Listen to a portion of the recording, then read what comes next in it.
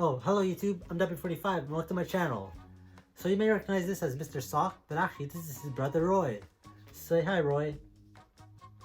Yeah, he doesn't talk. But of course, he is a puppet and I do control him.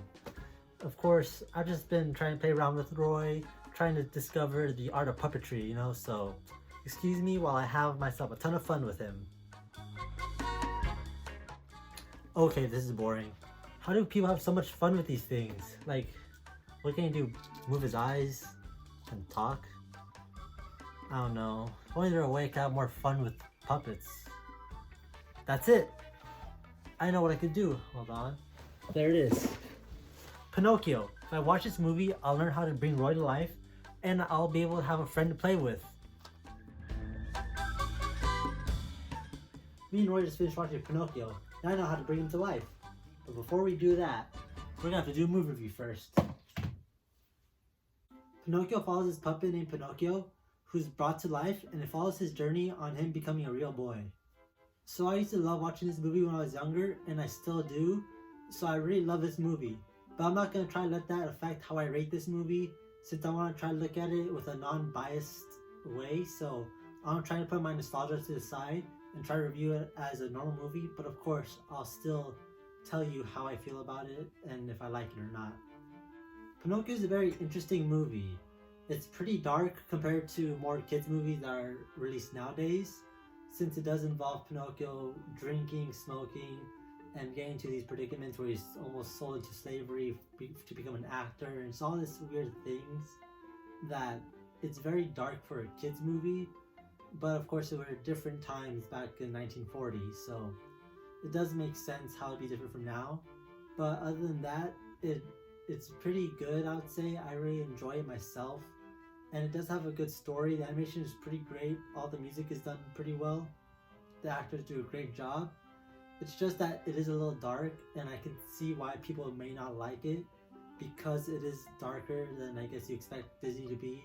It does have its lighthearted moments, of course, when there's the songs, or whenever the fairy comes by and there's just Pinocchio and Jimmy Cricket and Geppetto. Those are pretty lighthearted, just a lot of happens to that boy in that movie that is pretty dark. There are some slower parts in this movie, but there are also some higher action parts of this movie, but other people may not like it because of the slower parts, as well as its dark tone in it. And because of that, I do give this movie my final rating of 8 out of 10. But if it were my personal opinion, I'd give it a high rating. But when I do these ratings, I want to try to make it so it's a little bit of my opinion, but also of how well this movie is made on its own, including how it looks, the tone, the music, and how it's made. So I think this movie is done pretty well, but I can see how people don't like it. So an 8 out of 10 is a pretty good rating for this film. Well, now that I finished this movie review, I think it's time to bring Roy to life. So what I have to do is find a star to wish upon, and then he'll come to life. So come with me while I go outside and go find myself a star. So I'm outside now, and I'm trying to look for stars to wish upon, but there's no stars. It's still day out, and the sun's out. I mean, I guess that counts as a star, but it's covered in clouds. I really didn't think this through. Well, why not try it then? I wish for Roy to be alive.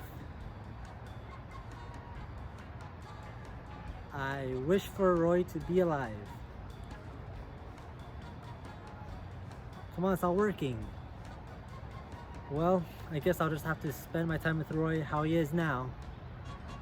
So come on guys, come follow us as we make the most of today.